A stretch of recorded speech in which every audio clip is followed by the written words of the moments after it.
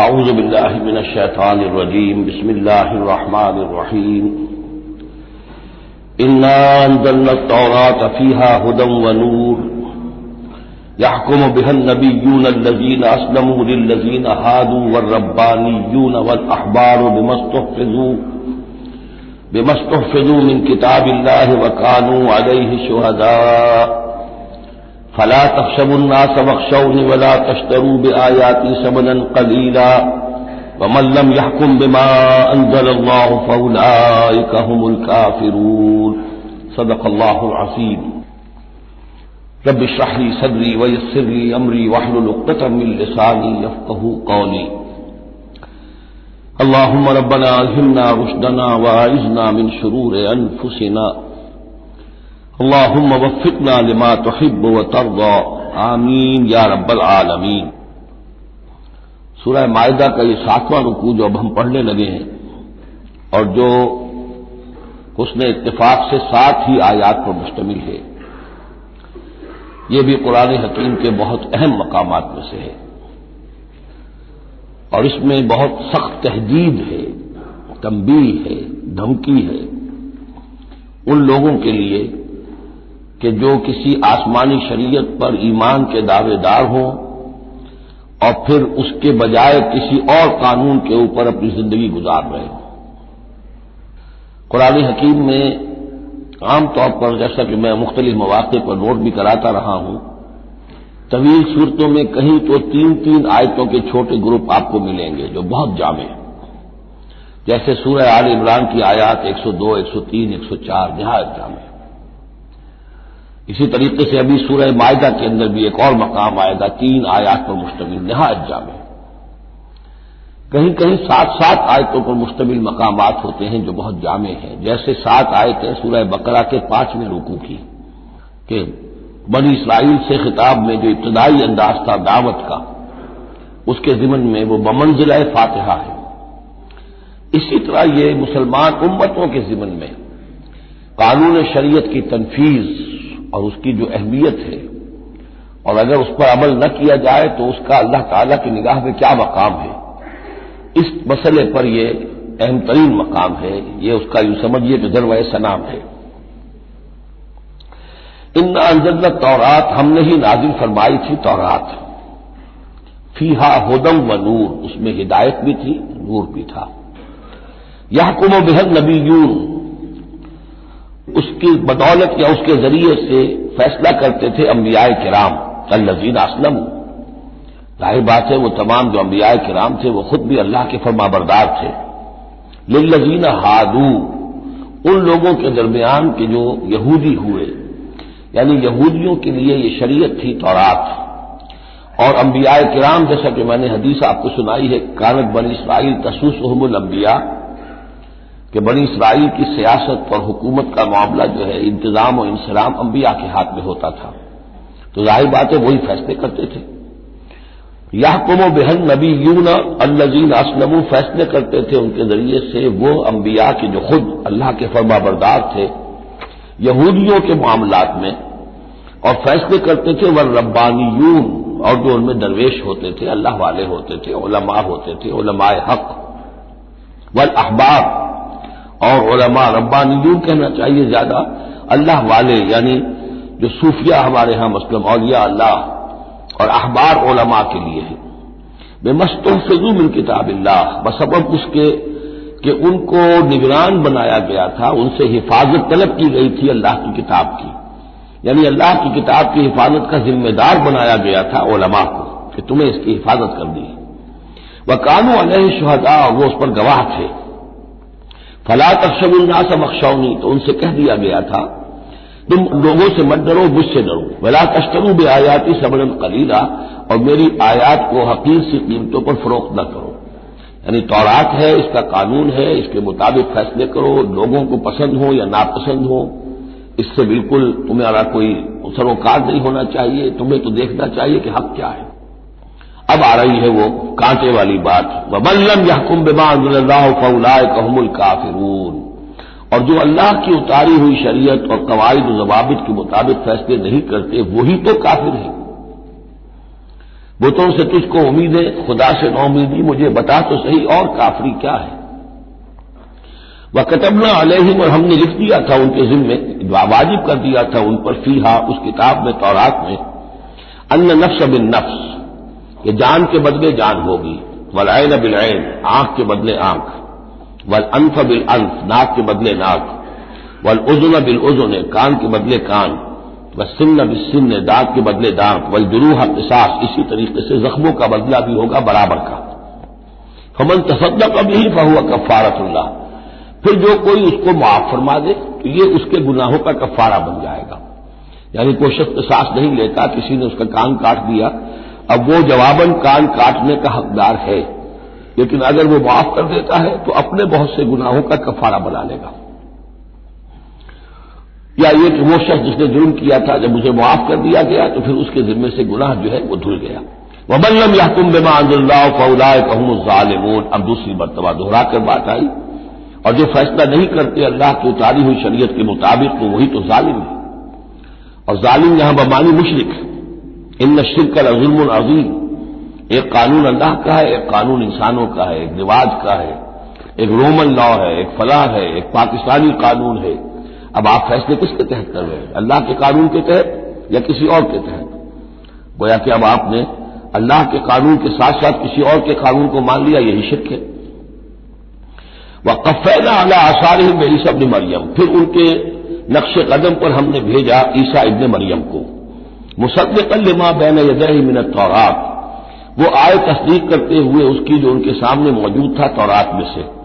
وآتیناہ الانجیل، اور ہم نے انہیں انجیل عطا کی ہے، فیہ ھدی ونور، اس میں بھی ہدایت بھی تھی، نور بھی تھا، ومصدقا لما بین یدیہ من التوراۃ، اور وہ تصدیق کر رہی تھی انجیل بھی اس کی جو تورات میں سے اس کے سامنے موجود تھا، وہدی وموعظۃ للمتقین، اور وہ ہدایت تھی، رہنمائی تھی، اور موعظہ تھی، نصیحت تھی تقوی والوں کے لیے۔ وَلْيَحْكُمْ أَهْلُ الْإِنجِيلِ بِمَا أَنزَلَ اللَّهُ فِيهِ، اور چاہیے کہ انجیل کے ماننے والے فیصلہ کریں اسی کے مطابق جو انجیل میں ہے۔ وَمَن لَّمْ يَحْكُم بِمَا أَنزَلَ اللَّهُ فَأُولَٰئِكَ هُمُ الْفَاسِقُونَ، اور جو لوگ نہیں فیصلے کرتے اللہ کے اتارے ہوئے احکام اور قوانین اور شرائع کے مطابق تو وہی تو فاسق ہیں، وہی تو سرکش ہیں، وہی تو ناہنجار ہیں۔ اب یہ ایک رکوع میں 3 مرتبہ دہرا کر یہ الفاظ آئے، وَمَن لَّمْ يَحْكُم بِمَا أَنزَلَ اللَّهُ فَأُولَٰئِكَ هُمُ الْكَافِرُونَ وَمَن لَّمْ يَحْكُم بِمَا أَنزَلَ اللَّهُ فَأُولَٰئِكَ هُمُ الظَّالِمُونَ وَمَن لَّمْ يَحْكُم بِمَا أَنزَلَ اللَّهُ فَأُولَٰئِكَ هُمُ الْفَاسِقُونَ۔ اب اس کو سامنے رکھیے، اور دنیا میں جو مسلمان ممالک ہیں، کتنے مسلمان ہیں جن میں کہ اسلام کا پورا نظام قائم ہو؟ کتنے ملک ہیں؟ کہاں ہے کہ جہاں اسلام کی شریعت اور قرآن کی شریعت نافذ ہو؟ گویا کہ ہم اگرچہ انفرادی اعتبار سے مسلمان ہیں، لیکن نظام جو ہے ہمارا وہ کافرانہ ہے۔ اب تیسرے نمبر پر وَأَنزَلْنَا إِلَيْكَ الْكِتَابَ بِالْحَقِّ مُصَدِّقًا لِمَا بَيْنَ يَدَيْهِ، اور اب اے نبی صلی اللہ علیہ وسلم ہم نے آپ پر کتاب نازل فرمائی حق کے ساتھ، یہ بھی تصدیق کرتے ہوئے آئی ہے ان دونوں کی جو اس کے سامنے موجود ہیں، من الکتاب، کتاب میں سے، وَمُهَيْمِنًا عَلَيْهِ، اب البتہ یہ ان کی نگران بن کر آئی ہے، یعنی یہ کہ ان کے اندر جو تحریفیں ہو گئی تھی اب ان کی تصحیح اس کے ذریعے سے ہو رہی ہے، یہ بتائے گی، اور یہ گویا کہ اب وہ کسوٹی ہے کہ اس پر پرکھا جائے گا، تورات کی کوئی شے اس کے خلاف ہے تو گویا کہ وہ محرف شے ہے۔ فَاحْكُم بَيْنَهُم بِمَا أَنزَلَ اللَّهُ، تو اب آپ کا فرض بھی یہی ہے کہ ان کے درمیان فیصلہ کیجئے اسی شریعت کے مطابق، قانون کے مطابق جو اللہ نے نازل فرمائی۔ وَلَا تَتَّبِعْ أَهْوَاءَهُمْ عَمَّا جَاءَكَ مِنَ الْحَقِّ، اور ان کی خواہشات کی پیروی کرتے ہوئے جو اللہ تعالیٰ کی جانب سے حق آپ کے پاس آیا ہے اس سے منحرف نہ ہو، مت پیروی کیجیے ان کی خواہشات کی، اور ان کی خواہشات کی پیروی کرتے ہوئے اما یعنی انما چھوڑ کر اس کو کہ جو حق آیا ہے آپ کے پاس۔ لِكُلٍّ جَعَلْنَا مِنكُمْ شِرْعَةً وَمِنْهَاجًا، تم سب کے لیے ہم نے ایک شریعت، ایک دستور اور ایک طریقہ کار جو ہے وہ طے کر دیا۔ یہ آیت بڑی اہم ہے، جہاں تک تو شریعت کا تعلق ہے تو یہ تو پہلے سے بہت واضح بات ہے، سب کو معلوم ہے۔ شریعت موسوی، شریعت محمدی میں فرق ہے، صلی اللہ علیہ وسلم علیہ الصلوۃ والسلام۔ منہاج میں بھی فرق ہے، اس پر توجہ جو ہے اکثر و بیشتر جیسی ہونی چاہیے ہوتی نہیں ہے۔ مثلاً یہ کہ حضرت موسیٰ علیہ السلام کے منہاج میں ہم یہ دیکھتے ہیں کہ وہ ایک مسلمان امت کے لیے بھیجے گئے تھے. وہ امت جو کہ دبی ہوئی تھی، پسی ہوئی تھی، اس میں اخلاقی خرابیاں بھی تھیں، اس میں اور بھی دینی اعتبار سے ذوف بھی تھا، زوال بھی تھا، لیکن وہ آل فرعون کے ظلم و ستم کا تختہ مشق بنی ہوئی تھی. تو حضرت موسیٰ علیہ السلام کی بعثت میں یہ چیز بھی شامل تھی کہ ایک بگڑی ہوئی مسلمان امت کو کافروں کے تسلط سے، ان کے غلبے سے بچائے. اس کا ایک خاص طریقہ کار ہے جو اللہ تعالیٰ نے انہیں عطا فرمایا. حضرت عیسیٰ علیہ السلام بھی ایک مسلمان قوم کے اندر مبعوث کیے گئے، یہودیوں میں وہ مسلمان تھے، اور ان میں یہ کہ علماء کے اندر بہت سا فتور پیدا ہو چکا تھا، بڑا فساد آ چکا تھا، اخلاقی روحانی ان کے معاشرے کے اندر گراوٹ تھی. دین کے صرف ظاہری احکام اور دین کے صرف قانونی اور ظاہری پہلو کے اوپر توجہ رہ گئی تھی، مقاصد دین، روح دین جو ہے وہ نگاہوں سے اوجھل ہو گئی تھی. تو اس اعتبار سے حضرت مسیح علیہ السلام کے لیے اللہ تعالیٰ نے ایک خاص منہاج جو ہے، خاص طریقہ کار انہیں عطا فرمایا. محمد الرسول اللہ صلی اللہ علیہ وسلم کو بھیجا گیا جو بالکل مشرک تھے، ان پڑھ تھے، کسی نبی کے نام سے بھی ناواقف تھے سوائے حضرت ابراہیم کے، اور وہ بھی نبی کی حیثیت سے نہیں، اپنی جد امجد کے طور پر. کوئی شریعت نہیں، کوئی کتاب نہیں، جلو جلالم بعیدہ ان میں بھیجا گیا. اور ان میں سے آپ نے اپنی دعوت اور تبلیغ کے ذریعے سے ایک عظیم جماعت برپا کی صحابہ کرام کی، اس کو حزب اللہ بنایا، پارٹی بنایا، اور پارٹی بنا کر پھر انہوں نے کفر اور شرک کے خلاف، اور ائمۃ الکفر جو ہے، کفر کے جو رہنما تھے اور جو سربراہ تھے، ان کے خلاف جہاد کیا، قتال کیا، اور بالآخر اللہ کے دین کو قائم کیا. یہ منہاج ہے محمد الرسول اللہ صلی اللہ علیہ وسلم کا. تو لِكُلٍّ جَعَلْنَا مِنْكُمْ شِرْعَةً وَمِنْهَاجًا، ہم نے سب کے لیے ایک شریعت اور ایک طریقہ کار، ایک منہاج، ایک منہج عمل جو ہے وہ معین کیا. وَلَوْ شَاءَ اللَّهُ لَجَعَلَكُمْ أُمَّةً وَاحِدَةً، اللہ چاہتا تو تم سب کو ایک ہی امت بنا دیتا. وَلَٰكِن لِيَبْلُوَكُمْ فِيمَا آتَاكُمْ، لیکن اللہ کی حکمت اس کی متقاضی ہوئی کہ جس کو جو کچھ دیا گیا ہے اب اس کے حوالے سے اس کو آزمائے. اب ہمارے لیے اصل اسوہ حضرت موسیٰ نہیں ہے، اصل اسوہ حضرت عیسیٰ نہیں ہے. لَقَدْ كَانَ لَكُمْ فِي رَسُولِ اللَّهِ أُسْوَةٌ حَسَنَةٌ، تمہارے لیے اے مسلمانوں اسوہ ہے اللہ کے رسول محمد صلی اللہ علیہ وسلم کی ذات مبارکہ. حضرت عیسیٰ نے شادی نہیں کی، ہمارے لیے اسوہ نہیں ہے. حضور نے تو فرمایا النکاح من سنتی، ساتھ ہی فرمایا من رغب عن سنتی فلیس منی.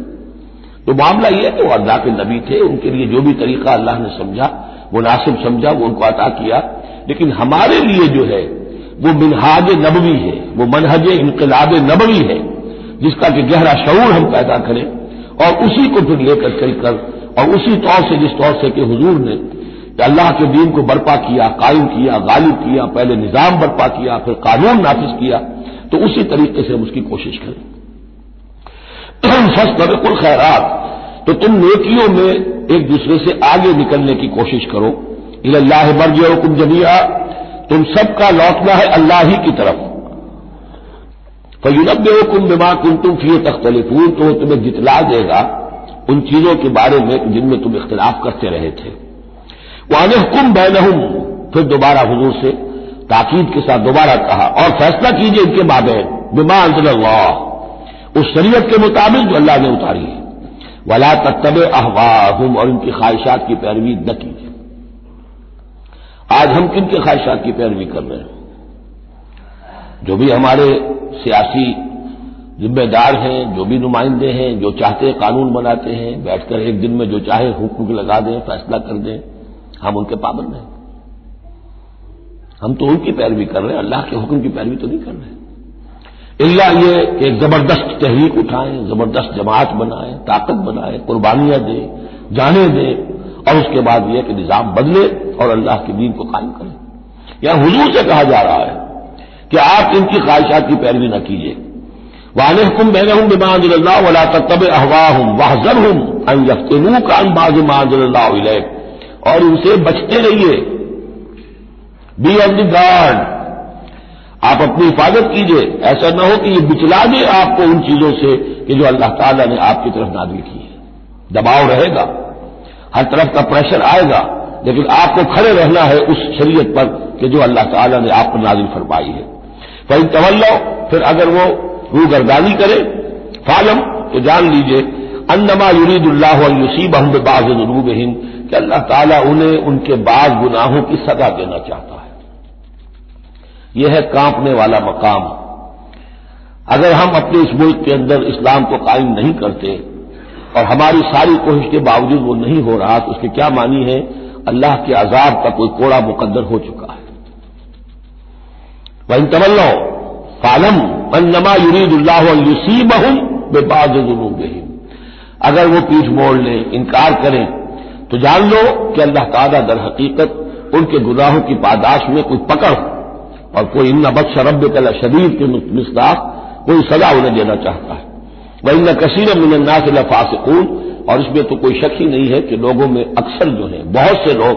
وہ فاسق ہیں، نافرمان ہیں۔ افحکم الجاہلیت یبغون، تو کیا یہ جاہلیت کے فیصلے چاہتے ہیں؟ جاہلیت کہتے ہیں اس دور کو جو حضور کی بعثت سے قبل کا دور ہے۔ تو کیا اب بھی یہ دستور، ہمارا دستور، ہماری روایات، ہماری ریت، اس کے فیصلے پر چلنا چاہتے ہیں؟ جیسے کہ مسلمان زمیندار کھڑا ہو کر انگریز کی عدالت میں کہا کرتا تھا کہ ہمیں اپنی وراثت کے مقدمات کے فیصلوں میں شریعت کا فیصلہ نہیں چاہیے، ہمیں رواج کا چاہیے، مسلمان کہتے تھے۔ افحکم الجاہلیت یبغون، تو کیا یہ جاہلیت کا حکم چاہتے ہیں؟ ومن احسن من اللہ حکما لقوم یوقنون، تو اللہ تعالیٰ کے حکم و فیصلے سے بہتر کس کا حکم ہو سکتا ہے؟ لیکن کن کے حق میں؟ جو یقین رکھنے والے ہوں۔ اللہم ربنا اجعلنا منہم، ہمیں اللہ تعالیٰ اس یقین اور ایمان حقیقی کی دولت سے سرفراز فرمائے۔ یا ایھا الذین آمنوا لا تتخذوا اليہود والنصارى اولیاء، اہل ایمان یہود اور نصارہ کو اپنے حمایتی اور پشت پناہ نہ بناؤ۔ بعضهم اولیاء بعض، وہ خود ایک دوسرے کے، ان میں سے بعض کے پشت پناہ ہیں، مددگار ہیں۔ اس کے بارے میں حال ہی میں نے رائے ظاہر کی ہے کہ یہ در حقیقت پیشین گوئی تھی جو اس دور میں آ کر پوری ہوئی ہے۔ جب قرآن نازل ہوا ہے تب تو صورت وہ تھی جو ہم پڑھ آئے ہیں کہ اغرینا بینہم العداوۃ والبغضاء الی یوم القیامہ، ہم نے تو ان کے مابین دشمنی اور بغض پیدا کر دیا، دشمنی رہی ہے شدید ان کی آپس میں، اور ان کچھ تو خون ہوتا رہا ہے۔ لیکن یہ کہ ایک پیشین گوئی تھی جو پوری ہوئی ہے اس صدی میں آ کر، بالفور ڈکلیریشن کے بعد سے صورتحال یہ بنی ہے کہ ان کا گٹھ جوڑ شروع ہوا ہے، اور پھر اسرائیل کی حکومت قائم ہوئی ہے، اور وہ ہوئی ہے برطانیہ کے زیر اثر اور امریکہ کے زیر اثر، اور اب بھی اگر وہ قائم ہے تو اصل میں انہیں عیسائیوں کی سپورٹ کی وجہ سے قائم ہے۔ وہ عیسائی سپورٹ کیوں کر رہے ہیں؟ کہ ان کے ممالک کی ساری معیشت کو یہودی جو بینکرز ہیں انہوں نے قابو میں کیا ہوا ہے۔ تو اب ان کا گٹھ جوڑ جو ہے وہ اس درجے ہو چکا ہے، آپس میں گچھ گئے ہیں کہ ان کی مالیات ساری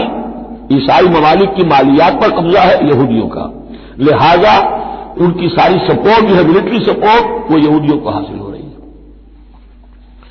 یا ایھا الذین آمنوا لا تتخذوا اليہود والنصارى اولیاء، مت بناؤ یہودیوں اور عیسائیوں کو اپنے حمایتی اور پشت پناہ،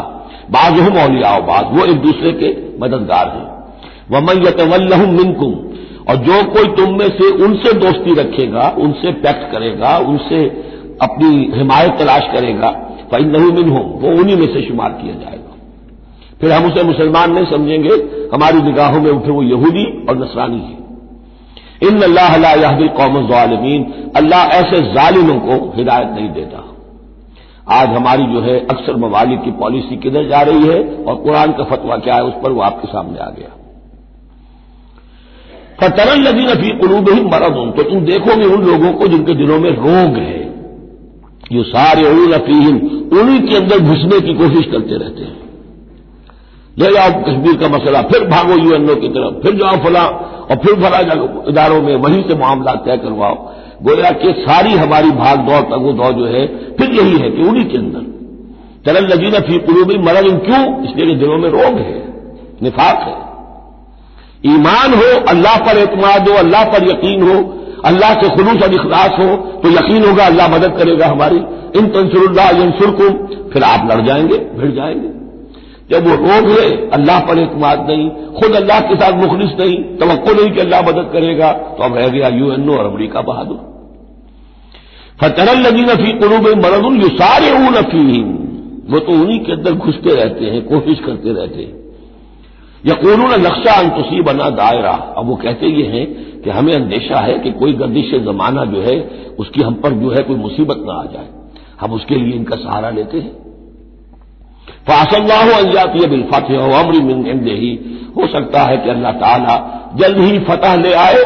یا اپنے پاس سے کوئی اور ایسا فیصلہ ظاہر فرما دے فیصبحوا علی ما اصروا فی انفسهم نادمین، کہ پھر جو کچھ وہ اپنے جیوں میں چھپائے ہوئے ہیں اس پر انہیں نادم ہونا پڑے۔ انہیں معلوم ہو جائے گا کہ جن پہ تکیہ تھا وہی پتے ہوا دینے لگے، پتہ چل جائے گا کہ وہی سب ہیں کہ جو اصل دھوکہ دے رہے ہیں کہ جن پر ہم نے سارا تکیہ رکھا تھا۔ وَيَقُولُ الَّذِينَ آمَنُوا هَؤُلَاءِ الَّذِينَ أَقْسَمُوا بِاللَّهِ جَهْدَ أَيْمَانِهِمْ، اور اس وقت پھر اہل ایمان کہیں گے کہ یہ وہ لوگ ہیں کہ جو قسمیں کھا کھا کر کہا کرتے تھے انہم لمعکم، کہ وہ تمہارے ساتھ ہیں، حبطت اعمالہم فاصبحوا خاسرین، ان کے تمام اعمال حق و حقارت ہو جائیں گے اور وہ خسارے والے بن کر رہ جائیں گے۔ اب آ رہی ہیں وہ تین آیتیں جو میں نے عرض کیا ہے کہ یہ تین آیتیں اہل ایمان کے لیے، وہ اہل ایمان کے جو جد و جہد میں مبتلا ہو گئے، اللہ تعالی ہمیں بھی توفیق دے سب کو کہ کمر کسنے کے اللہ کے دین کو غالب کرنا ہے، اللہ کی شریعت کو نافذ کرنا ہے، ہمیں ظالم اور فاسق اور کافر کے حد سے نکلنا ہے، ہم پر اس کا فتویٰ نہ لگے اللہ کا، اس کے لیے جو ہے محنت کرنی ہے۔ اب محنت کرتے ہوئے ظاہر بات ہے کہ پھر بعض مراحل ایسے بھی آ جاتے ہیں کہ مشکلات ہوتی ہیں، مصائب آتے ہیں، تکالیف آتی ہیں۔ اگر اس مصیبت اور مشکل اور تکلیف میں آدمی کے قدم لڑکھڑانے لگے اور وہ کچھ پسپائی اختیار کرنا شروع کرے تو یہ جو ایک نفسیاتی کیفیت ہے، جو لوگ اس میں مبتلا ہو گئے ہوں، یہ ان سے تین آیتیں ہیں خطاب کرنے والی اہم ترین۔ یا ایھا الذین آمنوا من یرتد منکم عن دینہ، اے ایمان والو جو کوئی بھی لوٹ گیا تم میں سے اپنے دین سے، فسوف یاتی اللہ بقوم، تو ان قریب اللہ تعالیٰ تمہیں ہٹا کر ایک ایسی قوم کو لے آئے گا یحبہم، جنہیں اللہ محبوب رکھے گا، ویحبونہ، اور جو اسے محبوب رکھیں گے، اذلۃ علی المؤمنین، وہ اہل ایمان کے حق میں بہت نرم ہوں گے، اعزۃ علی الکافرین، کافروں پر بہت بھاری ہوں گے، جو جاہدون فی سبیل اللہ، اللہ کی راہ میں جہاد کریں گے، ولا یخافون لومۃ لائم، اور کسی ملامت کرنے والے کی ملامت کا کوئی خوف نہیں کریں گے۔ اب یہاں چونکہ لفظ یرتد آ گیا ہے تو ایک کوئی ارتداد ہے قانونی ظاہری، ایک شخص اسلام کو چھوڑے کافر ہو جائے، یہودی ہو جائے، نصرانی ہو جائے، ہندو ہو جائے، یہ تو قانونی مرتد ہے۔ ایک ارتداد ہے الٹے پاؤں پھرنا شروع کر دینا، پسپائی اختیار کرنا۔ اوپر تو اسلام کا لبادہ ہے لیکن پہلے جد و جہد میں لگے ہوئے تھے، محنتیں کر رہے تھے، وقت لگا رہے تھے، ایثار کر رہے تھے، انفاق کر رہے تھے، بھاگ دوڑ کر رہے تھے، اب کوئی آزمائش آئی ہے چھٹک کر کھڑے رہ گئے ہیں، کلما ادا لہم مشوا فیہ واذا عزم علیہم قاموا، اور نہ صرف کھڑے رہ گئے ہیں بلکہ اب کچھ پیچھے ہٹ رہے ہیں۔ یہ جو ایک کیفیت ہے تو فرمایا کہ تم یہ نہ سمجھو اللہ تمہارا محتاج نہیں ہے، تم اللہ کے محتاج ہو، تمہیں اپنی نجات کے لیے اپنے اس فرض کو ادا کرنا ہے۔ اگر تم نے پسپائی اختیار کی تو اللہ تمہیں ہٹائے گا اور کسی اور قوم کو لے آئے گا، کسی اور کے ہاتھ میں اپنے دین کا جھنڈا تھما دے گا۔ یا ایھا الذین آمنوا من یرتد منکم عن دینہ فسوف یاتی اللہ بقوم، اللہ لے آئے گا کسی اور قوم کو یحبہم، اور یہ جو تین جوڑے آئے ہیں، اللہ ان سے محبت کرے گا، وہ اللہ سے محبت کریں گے۔ اللہم ربنا اجعلنا منہم، اہل ایمان کے حق میں بہت نرم ہوں گے، ہو حلقہ یارہ تو بریشم کی طرح نرم، اور رزم حق و باطل ہو تو فولاد ہے مومن، عزت علی الکافرین، کافروں پر بہت سخت ہوں گے۔ یہی بات آئی ہے پھر سورہ فتح کے اندر بھی، اشداء علی الکفار رحماء بینہم، آپس میں بہت رحیم اور شفیق، کفار پر بہت سخت۔ تیسرا جوڑا یجاہدون فی سبیل اللہ، اللہ کی راہ میں جہاد کریں گے، ولا یخافون لومۃ لائم، ان کے رشتہ دار، ان کے دوست کہیں گے کیا ہو گیا، دماغ خراب ہو گیا تمہارا، تم فینیٹک ہو گئے ہو، تمہیں اولاد کا خیال نہیں، تمہیں اپنی مستقبل کی فکر نہیں، ان کی پرواہ نہیں کریں گے۔ پھیرا نہیں واپس کوئی فرمان جنوں کا، اور تنہا نہیں لوٹی کبھی آواز جرس کی، خیریت جاں راحت تن صحت داماں، سب بھول گئی مصلحتیں اہل ہوس کی۔ اس راہ میں جو سب پہ گزرتی ہے تو گزری، تنہا پس زندہ کبھی رسوا سرے بازار، کڑکے ہیں بہت شیخ سرے گوشے ممبر، اور برسے ہیں اور گرجے ہیں بہت اہل حکم برسرے دربار۔ چھوڑا نہیں غیروں نے کوئی ناوی کے دشنام، چھوٹی نہیں اپنوں سے کوئی طرز ملامت، اپنوں سے کوئی طرز ملامت، چھوڑا نہیں غیروں نے کوئی ناوی کے دشنام، چھوٹی نہیں اپنوں سے کوئی طرز ملامت، اس عشق نہ اس عشق پہ نادم ہے مگر دل، ہر داغ ہے اس دل میں بجز داغ ندامت۔ ذالک فضل اللہ یؤتیہ من یشاء، یہ کردار ہے، یہ جوڑے جو ہیں تین دو دو لفظوں کے جوڑے، دو دو ترکیبیں ہیں، ان کو اچھی طرح ذہن نشین کریں اور دعا مانگیں اللہ سے، اللہ ہمیں اس کردار کو عملاً اختیار کرنے کی توفیق دے۔ ذالک فضل اللہ یؤتیہ من یشاء، یہ اللہ کا فضل ہے، وہ دیتا ہے جس کو چاہتا ہے۔ واللہ واسع علیم، اللہ بہت وسعت رکھنے والا ہے، یعنی اللہ کے فضل کے خزانوں میں کمی نہیں ہے۔ اگر تم اپنے بھائیوں کو، دوستوں کو، عزیزوں کو، ساتھیوں کو، رفیقوں کو دیکھتے ہو کہ اللہ کا بڑا فضل ان پر ہوا ہے، کیسے کیسے انہوں نے مرحلے سر کر لیے، کیسی کیسی بازیاں جیت لی ہیں، تو اللہ سے فضل تلاش کرو، اللہ تمہیں بھی ہمت دے گا، اس لیے کہ اس دین کے کام میں اس قسم کا رشک جو ہے وہ پسندیدہ ہے۔ حضرت عمر کو تھا نا خیال، کیونکہ ایک خاص وقت اس وقت ان کے پاس دولت کافی تھی، جب غزوہ تبوک کے لیے حضور نے کہا ہے کہ انفاق کرو، انہوں نے سوچا کہ آج میں ابو بکر سے بازی لے جاؤں گا، اس لیے کہ آج کل کاروباری لوگوں کے پاس کبھی وہ کیش جو ہے نقد سامان کچھ ہوتا ہے، کبھی نہیں ہوتا، سارا معاملہ کیش پہ گیا ہوا ہے، لیکن یہ کہ اس وقت ان کے پاس تھا تو انہوں نے کہا کہ آج تو میں بازی لے جاؤں گا، لیکن حضرت ابو بکر جو کچھ تھا وہ سب لے آئے اور حضرت عمر آدھا لے کر آئے تھے، تو حضرت عمر نے کہا میں نے جان لیا ابو بکر سے آگے کوئی نہیں بڑھ سکتا۔ تو اس معاملے میں فاستبقوا الخیرات، نیکیوں میں، خیر میں، بھلائی میں ایک دوسرے سے آگے نکلو۔ انما ولیکم اللہ ورسولہ، تمہارا ولی تو اصل میں اللہ ہے اور اس کا رسول ہے، تمہارا دوست، پشت پناہ، حمایتی، رازدار جو ہونے چاہیے اللہ نمبر ایک، رسول نمبر دو، والذین آمنوا، اور اہل ایمان۔ کفار سے، یہود سے، نصارہ سے، ہندوؤں سے، کسی اور سے دلی دوستی یہ ایمان کے منافی ہے۔ اگر دین کی غیرت ہوگی، اللہ اور اس کے رسول کی حمیت دل میں ہوگی تو دلی دوستی نہیں ہو سکتی۔ انما ولیکم اللہ ورسولہ والذین آمنوا، الذین، اور یہ اہل ایمان کون سے اہل ایمان؟ میرے اور آپ جیسے اہل ایمان نہیں، وہ اہل ایمان الذین یقیمون الصلاۃ ویؤتون الزکاۃ وہم راکعون، جو نماز قائم رکھتے ہیں، زکوٰۃ دیتے ہیں جھک کر۔ یہاں راکعون کا مطلب یہ ہے کہ رکوع کرتے ہیں، وہ صحیح نہیں ہے، یہ زکوٰۃ دینا اس لیے کہ ہم پڑھ چکے ہیں سورہ بقرہ میں کہ سب سے بڑھ کر انفاق فی سبیل اللہ کا مستحق کون ہے؟ للفقراء الذین احسنوا فی سبیل اللہ، وہ لوگ جو اللہ کے دین میں ہمہ وقت ہمہ لگ گئے ہیں، ان کے پاس اپنی معاش کے لیے وقت نہیں ہے، وہ ہے سب سے بڑھ کر مستحق۔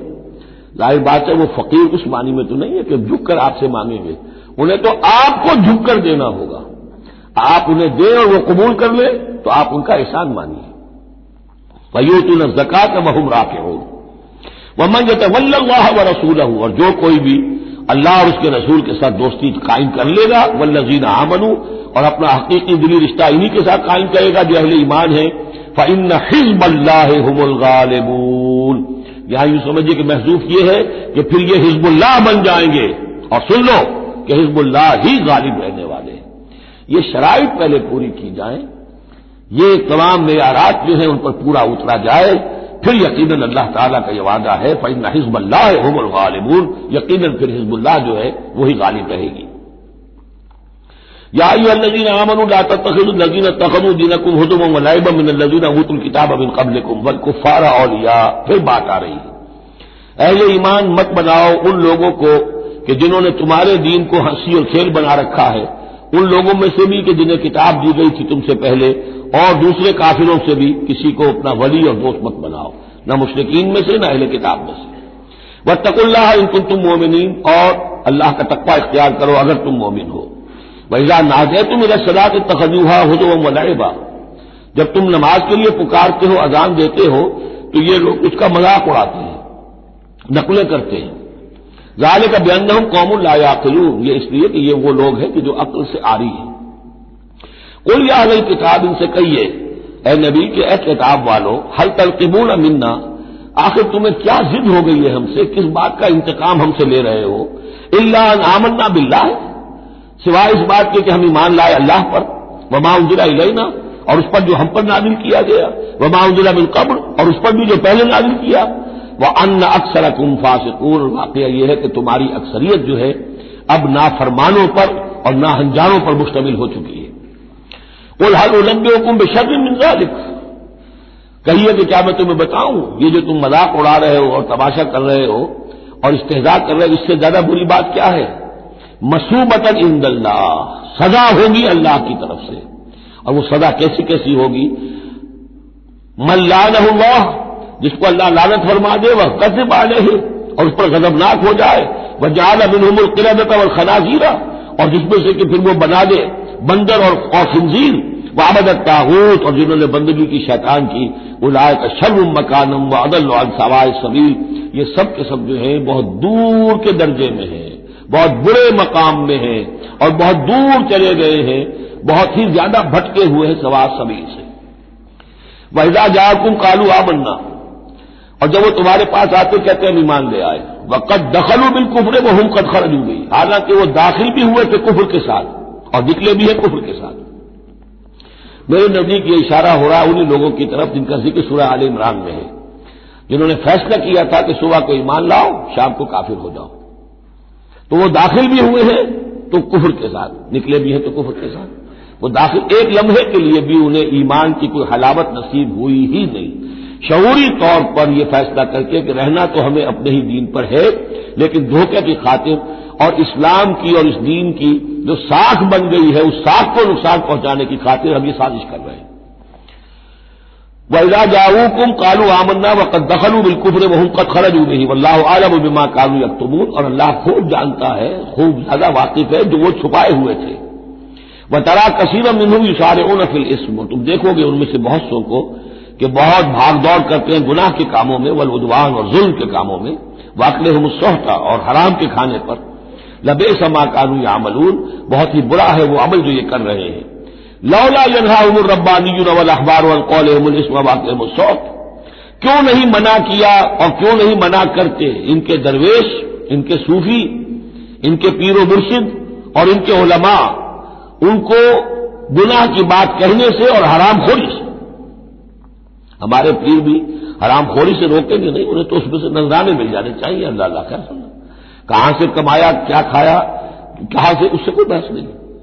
لولا ينهاهم الربانيون، حالانکہ کام تو یہ تھا کہ اللہ والے جو ہیں وہ انہیں روکیں، منع کریں، نہیں المنکر، امر بالمعروف جو ان کا فریضہ تھا. لبئس ما كانوا يصنعون، بہت برا ہے وہ کام جو وہ کر رہے ہیں. وقالت اليهود يد الله مغلولہ، اور یہود نے کہا کہ اللہ کا ہاتھ بند ہو گیا.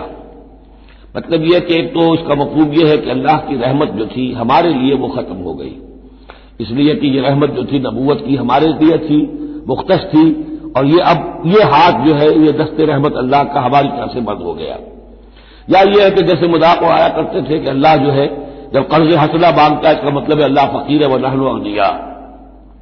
ید اللہ مغلولہ غلت ایدیہم، ان کے ہاتھ بن گئے یا بن جائیں ان کے ہاتھ. ولعنوا بما قالوا، اور ان پر لعنت ہے اس کی سبب کہ جو انہوں نے کہا.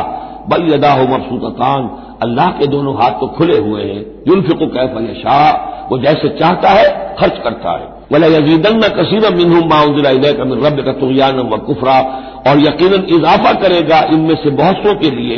جو کچھ کہ اے نبی نازل کیا گیا آپ کی جانب آپ کے رب کی طرف سے، ان کی سرکشی میں اور کفر میں. یعنی ان کی ضد بڑھتی جا رہی ہے. اللہ کی طرف سے جو احسان بھی آپ پر ہو رہا ہے، آپ کے ساتھیوں پر ہو رہا ہے، اللہ جو فتحیں دے رہا ہے، جو دین کو رفتہ رفتہ غلبہ حاصل ہو رہا ہے، اس کے نتیجے میں صلح حدیبیہ کی بات تو بڑی تیزی کے ساتھ بھی سمجھیے کہ عرب کے اندر صورتحال بدلنی شروع ہو گئی. اب اس سے یہ کہ بجائے اس کے کہ اب بھی سمجھ لیتے کہ حق کیا ہے اور یکسو ہو کر اس کے ساتھ دیتے، اب ان کے اندر وہ جلن جو ہے اور حسد کی آگ بڑھتی جا رہی ہے. وَأَلْقَيْنَا بَيْنَهُمُ الْعَدَاوَةَ وَالْبَغْضَاءَ إِلَىٰ يَوْمِ الْقِيَامَةِ، اور ہم نے ان کے مابین قیامت تک کے لیے دشمنی اور بغض ڈال دیا ہے. کلما اوقدوا نارا للحرب، جب بھی کبھی یہ آگ روشن کرتے ہیں جنگ کے لیے، سازشیں یہ کرتے تھے.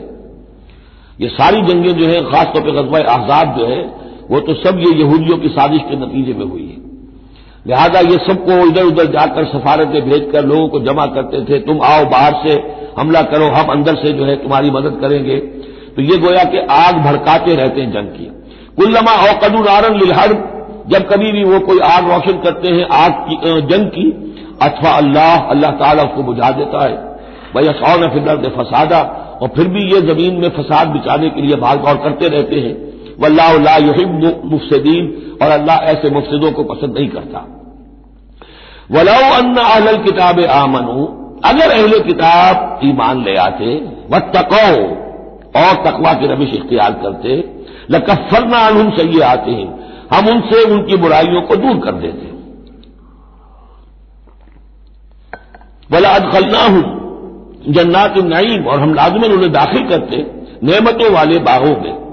وَلَوْ أَنَّهُمْ، اب یہ آیت ذرا نوٹ کیجئے اس لیے کہ یہاں پر اپنے آپ کو بھی رکھ کر سوچئے گا،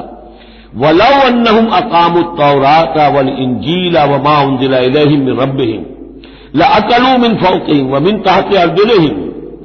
اگر انہوں نے قائم کیا ہوتا تورات کو اور انجیل کو اور جو کچھ کے نازل کیا گیا ان کی طرف، ان کے رب کی طرف سے،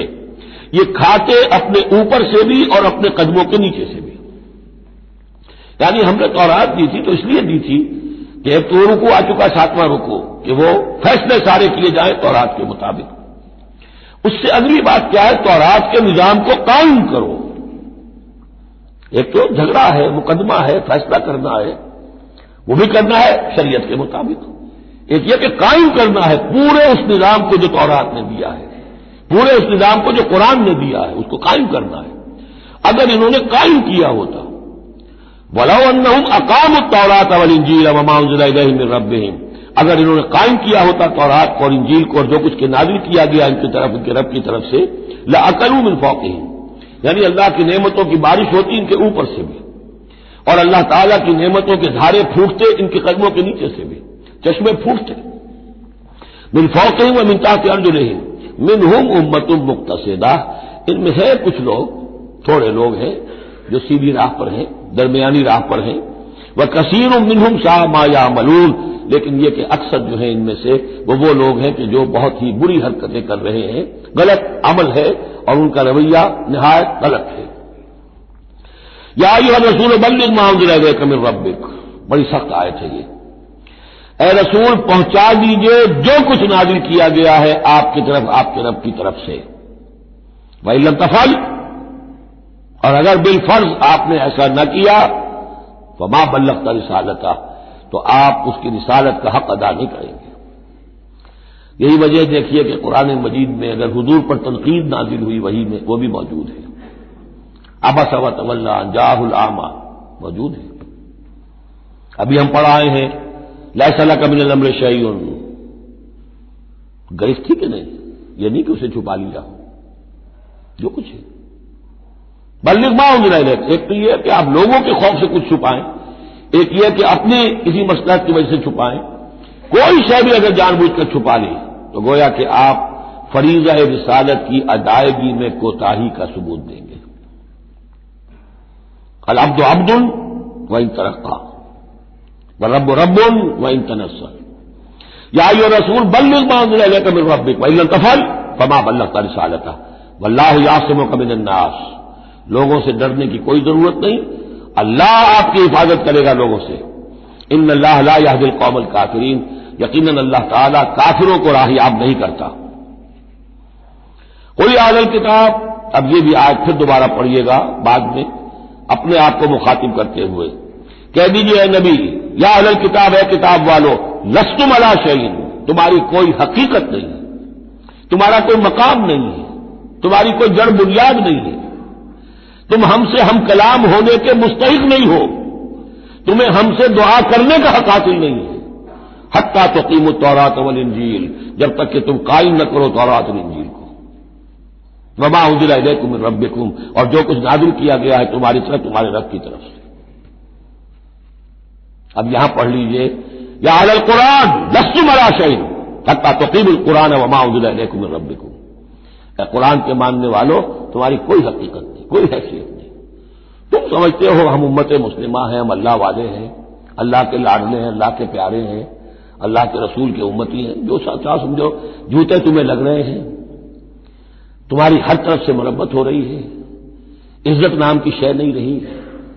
تم کتنی ہی تعداد میں ہو، دنیا میں تمہاری کوئی حیثیت نہیں ہے، اور اس سے زیادہ کے لیے تیار رہو،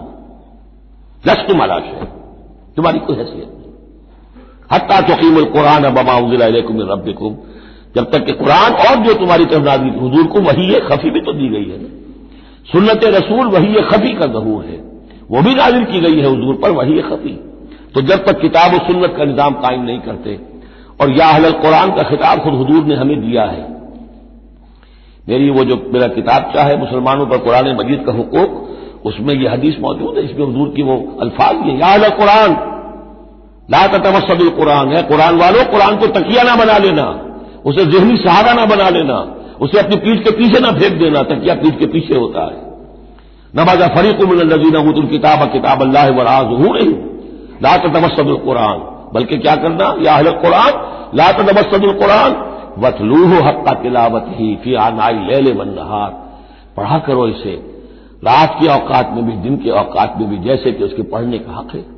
وافشو، اسے عام کرو، پھیلاؤ، اس کی دعوت جو ہے پہنچاؤ، وتغنوا ہو، اسے خوشحالی سے پڑھو، اور اس کو تو سمجھو کہ یہ سب سے بڑی دولت ہے، تغنوا ہو، اسے سمجھو کہ اصل دولت یہ ہے۔ وتدبروا فیہ لعلکم تفلحون، اور تدبر کرو، غور و فکر کرو، اس کی گہرائیوں میں غوطہ زنی کرو تاکہ تو فلاح پاؤ۔ قل یا اہل الکتاب لستم علی شیء حتی تقیموا التوراۃ والانجیل وما انزل الیکم من ربکم ولا یزیدن کثیرا منهم ما انزل الیک من ربک طغیانا وکفرا، لیکن اے نبی یقیناً ان لوگوں کی تو بہت سی بڑی تعداد، اکثر لوگوں کو جو کچھ آپ کی طرف نازل کیا گیا آپ کے رب کی طرف سے، اس کی وجہ سے ان میں اضافہ ہوگا، ان کی سرکشی میں، ان کے کفر میں، ان کی طغیانی میں، ان کی آگ جو ہے بڑھتی چلی جائے گی، حسد کی آگ، اس میں وہ مزید جلتے چلے جائیں گے۔ فلا تأس علی القوم الکافرین، تو آپ ان کافروں کے بارے میں اب افسوس نہ کریں۔ نبی چونکہ نہایت رحیم اور شفیق ہوتا ہے تو ظاہر بات ہے کہ وہ لوگوں پر عذاب کو پسند تو نہیں کرتا، دشمن کو بھی معاف کرتا ہے، لہذا اسے صدمہ ہوتا ہے۔ پھر اپنی قوم ہو، جیسے کہ بنو اسماعیل تھے، ان کے بارے میں تو جب عذاب کی خبریں آ رہی تھیں سورہ یونس اور سورہ ہود میں کہ اب ان پر عذاب گویا کہ آیا چاہتا ہے، تو حضور کے بالوں میں ایک دم سفیدی آ گئی۔ حضرت ابو بکر نے پوچھا حضور کیا ہوا، آپ پر بڑھاپا طاری ہو گیا اچانک؟ فرمایا شیبتنی ہود واخواتھا، مجھے سورہ ہود اور اس کی بہنوں نے بوڑھا کر دیا ہے، کیونکہ ان صورتوں کا انداز ایسا ہے کہ جیسے مہلت ختم ہوا چاہتی ہے اور عذاب کا دھارا جو ہے اب چھوٹنے والا ہے۔ فلا تأس علی القوم الکافرین، تو اب افسوس نہ کیجیے آپ ان کافروں کے بارے میں۔ ان الذین آمنوا والذین ہادوا والصابئون والنصارى، اب یہ آیت تقریباً وہی ہے جو اس سے پہلے سورہ بقرہ کے 8ویں رکوع میں آ چکی ہے، جس سے کہ دھوکہ ہوتا ہے لوگوں کو کہ شاید ایمان بالرسالت کی ضرورت نہیں ہے، حالانکہ اب ہم سورہ نساء میں بھی پڑھ آئے ہیں جو اللہ اور اس کے رسولوں کے مابین تفریق کرے تو اولئک هم الکافرون حقا۔ باقی وہاں ساری بحث میں کئی بار کر چکا ہوں، اسی بات کو یہاں ذہن میں رکھیے کہ ان تمام صورتوں کے اندر حضور پر ایمان لانے کی دعوت تو قدم قدم پر ہے، قدم قدم پر ہے، قدم قدم پر ہے، لہذا اس سے استغنا کرنا جو ہے سوائے اس کے کہ اپنی نیت میں فساد ہو اور اپنے ہی دل میں کجی پیدا ہو چکی ہو، اور اس کا کوئی امکان نہیں۔ ان الذین آمنوا، بے شک وہ لوگ جو ایمان لائے، والذین ہادوا، اور جو یہودی ہوئے، والصابئون، اور جو صابی تھے، والنصارى، اور نصارى، من آمن باللہ والیوم الآخر۔ اب یہاں سمجھ لیجئے موضوع اپنے اپنے زمانے میں جس نے بھی جو ایمان لایا اللہ پر اور یوم آخر پر اور اس نے عمل کیے اچھے، فلا خوف علیہم ولا هم یحزنون، تو ان پر نہ کوئی خوف ہوگا نہ وہ حزن سے دوچار ہوں گے۔ یہ تمام جو ہے اپنے اپنے دور میں، جب تک حضرت مسیح نہیں آئے، یہودیوں میں جو لوگ بھی تھے وہ کتاب اللہ کے تورات پر یقین رکھتے تھے، موسیٰ کو مانتے تھے، نبیوں کو مانتے تھے، نیک عمل کرتے تھے آخرت، لیکن یہ کہ اصل سے عمل کے معاملے میں کیا ہے، اللہ کی رضا جوئی اور آخرت کی جزا طلبی، عمل کے معاملے میں یہ چیزیں ضروری ہے۔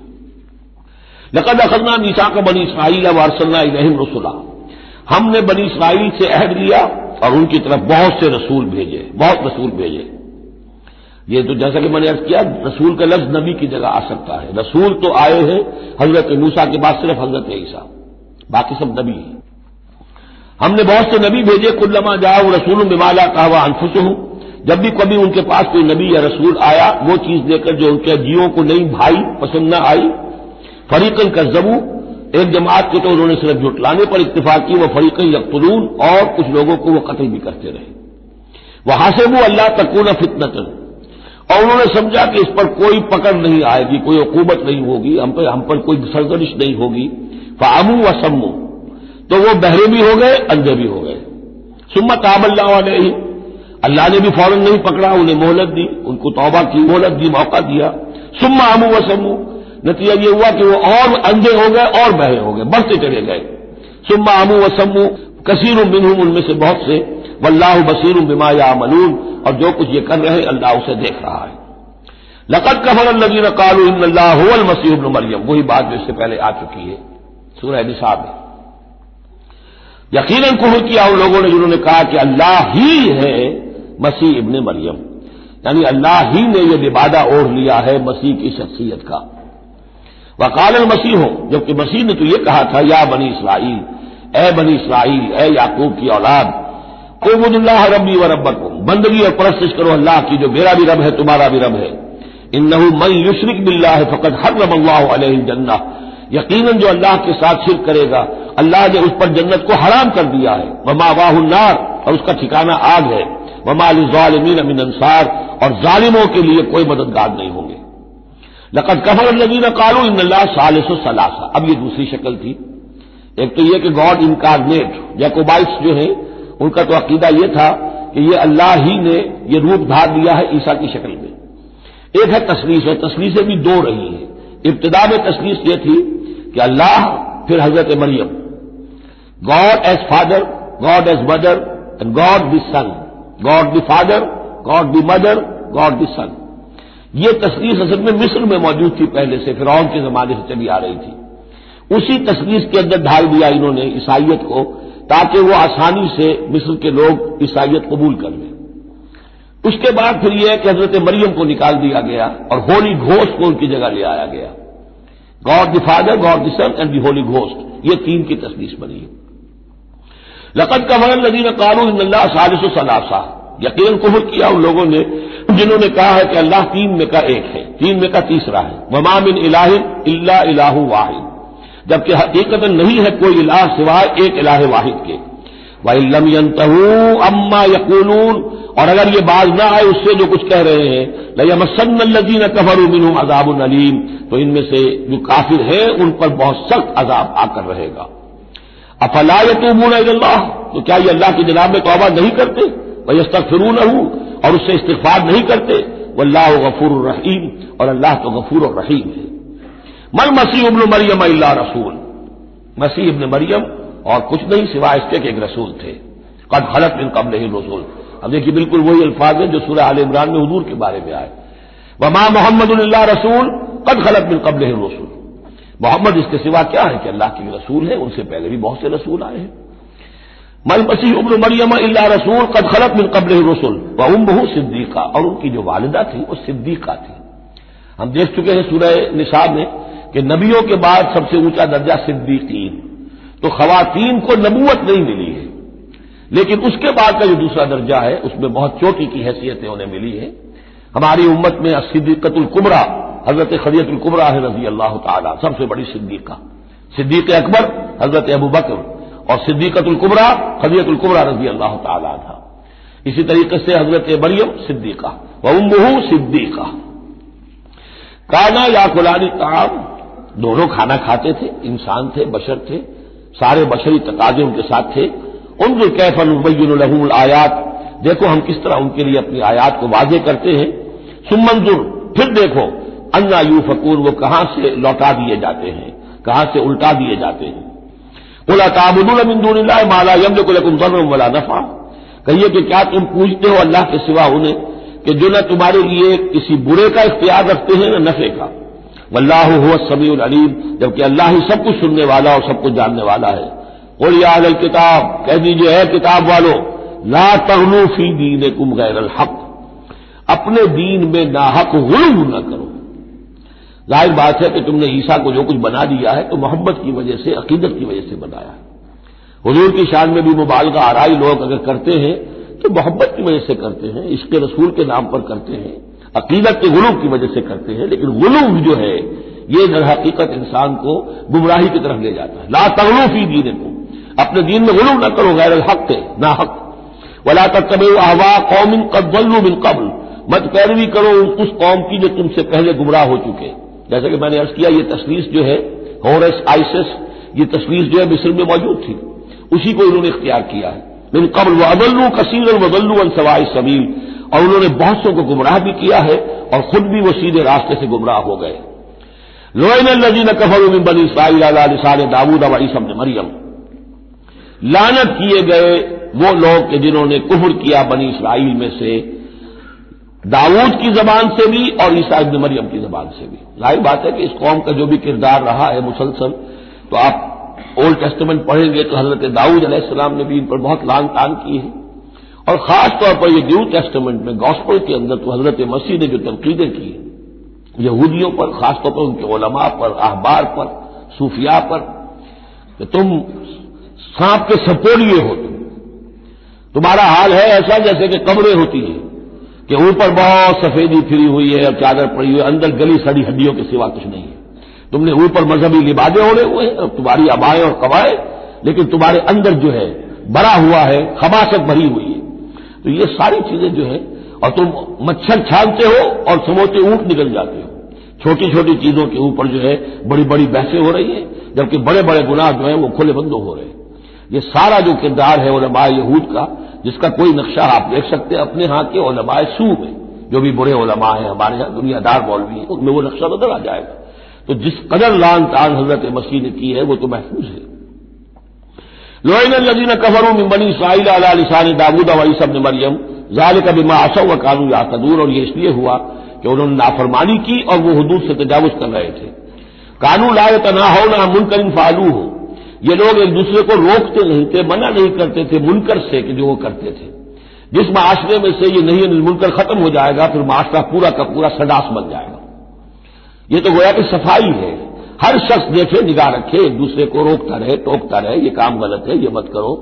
لیکن جس معاشرے سے یہ چیز، یہ احتساب جو ہے یہ ختم ہو جائے گا تو وہ ظاہر بات ہے کہ پھر اس کے اندر خرابی پیدا ہو جائے گی۔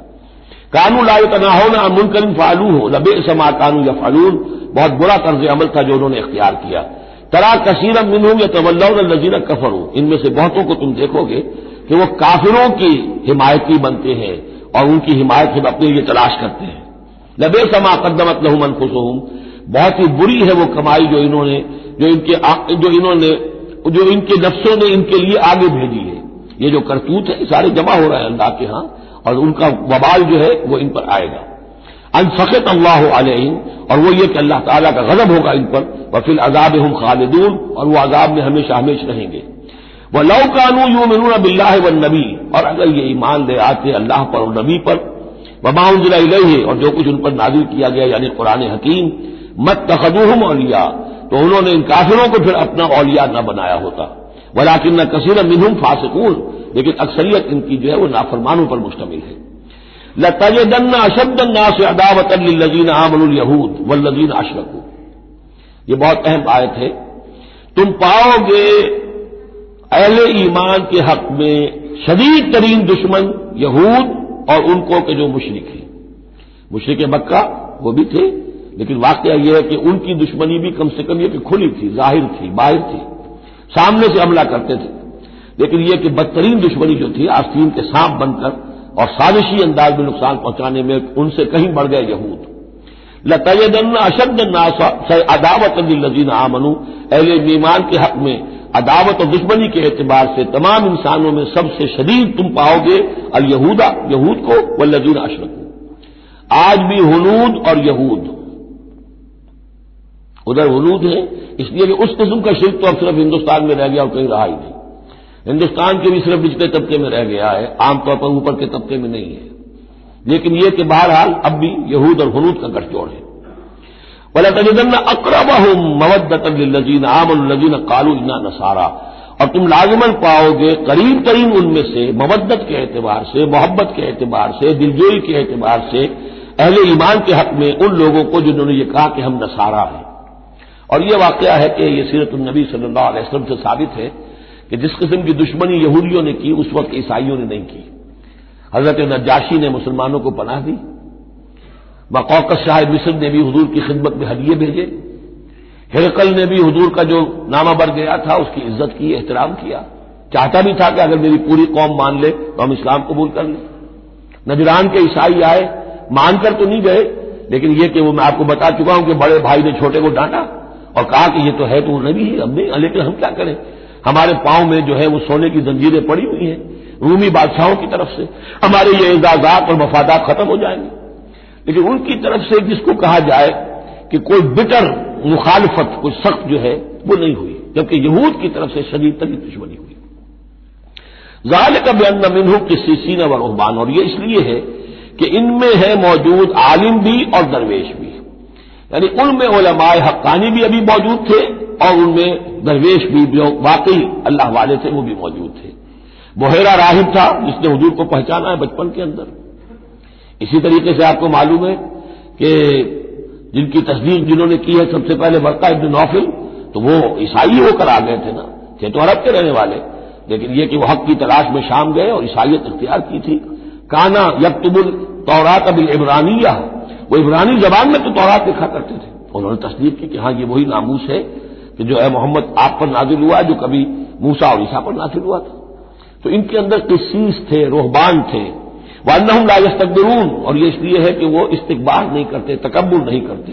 اب نہیں ملیں گے آپ کو یہ دور ختم ہو چکا ہے، یہ کہ اس وقت کے دور کی بات ہے جبکہ قرآن نازل ہو رہا تھا۔ اس کے بعد جو صورت بدلی ہے، پھر کروسیڈز کے اندر جو وحشت اور بربریت جو ہے عیسائیوں کی طرف سے آئی ہے، اور عیسائی علماء نے اور ان کے مذہبی پیشواؤں نے جس طریقے سے کہ خون کی ہولی کھیلی ہے اور کھلوائی ہے اپنی قوم سے، وہ تو واقعہ یہ ہے کہ تاریخ کا بہت ہی بدنما داغ ہے۔ وَإِذَا سَمِعُوا مَا أُنزِلَ إِلَى الرَّسُولِ، اور جب انہوں نے سنا وہ چیز کہ جو رسول پر نازل کی گئی تھی۔ یہ اصل میں ایک وفد آیا تھا 70 افراد کا کہ جو آیا تھا وہ حبشہ سے، کچھ نو مسلم تھے جو وہاں پر گئے تھے صحابہ، وہ ہجرت کر کے کچھ عرصے رہے تو ان کے ذریعے سے کچھ لوگوں تک اسلام پہنچ گیا تھا۔ پھر یہ کہ وہ مدینے میں جب اسلام کو غلبہ ہو گیا ہے اور اب امن ہو گیا ہے تو ان کا ایک وفد آیا تھا۔ انہیں پھر آ کر جب قرآن سنایا گیا، وَإِذَا سَمِعُوا مَا أُنزِلَ إِلَى الرَّسُولِ، جب انہوں نے سنا جو کچھ کے نازل کیا گیا ہے رسول پر، تَرَىٰ أَعْيُنَهُمْ، تم دیکھتے ہو ان کی آنکھوں کو، تَفِيضُ مِنَ الدَّمْعِ مِمَّا عَرَفُوا مِنَ الْحَقِّ، جو حق کی پہچان انہیں حاصل ہوئی اس کے زیر اثر ان کی آنکھوں سے آنسوؤں کی لڑیاں روانہ ہو گئیں، آنسوؤں کی ندیاں بہہ نکلی۔ یقولون، اور وہ کہہ رہے ہیں، ربنا آمنا، اے رب ہمارے ہم ایمان لے آئے، فاکتبنا مع الشاہدین، تو ہمیں لکھ دے شاہدوں میں سے، گواہوں میں سے۔ وما لنا لا نؤمن باللہ وما جاءنا من الحق، اور کیسے ممکن ہے کہ ہم ایمان نہ لائیں اللہ پر اور وہ حق جو ہم تک پہنچ گیا ہے اس پر۔ ونطمع ان يدخلنا ربنا، اور ہمیں تو بڑی طمع ہے، بڑی خواہش ہے، ہم چاہتے ہیں کہ ہمیں داخل کرے ہمارا رب مع القوم الصالحین، نیک وکار لوگوں کے ساتھ۔ فاصابهم الله بما قالوا، تو جو کچھ انہوں نے کہا، جو دعا کی، جو ان کا اعلان حق تھا، اس کی وجہ سے اللہ نے ان کو بدلے میں دیا جنات تجری من تحتها الانہار، وہ باغات دیے کہ جن کے دامن میں ندیاں بہتی ہوں گی، خالدین فیہا، جس میں وہ ہمیشہ ہمیشہ رہیں گے، وذالک جزاء المحسنین، اور یہی بدلہ ہے احسان کی روش اختیار کرنے والوں کا، جو اسلام کے بعد ایمان سے بھی آگے احسان تک پہنچ جائیں، ان کا بدلہ یہی ہے۔ والذین کفروا وکذبوا بآیاتنا، رہے وہ لوگ جنہوں نے انکار کیا اور جھٹلا دیا ہماری آیات کو، اولئک اصحاب الجحیم، تو وہ تو پھر جہنمی ہے۔ بارک اللہ لی ولکم فی القرآن العظیم ونفعنی وإیاکم بالآیات والذکر الحکیم۔